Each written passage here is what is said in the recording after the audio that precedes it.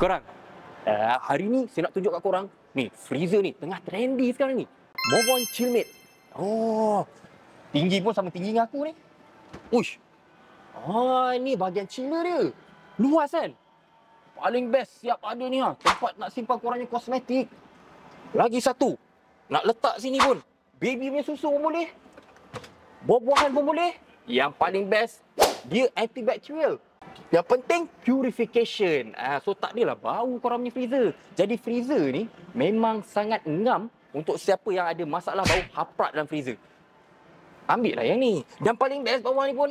Wah, siap ada freezer. Macam-macam boleh isi. Yang suka makan seafood, yang suka makan daging, yang suka kambing, semua boleh perap masuk dalam ni. Sebab apa? Komponen ni. Kompartmen ni pun, luas lah. Macam-macam.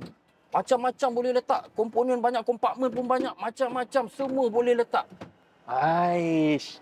Takkan tengok saja. Nak bawa balik lah satu. Jom.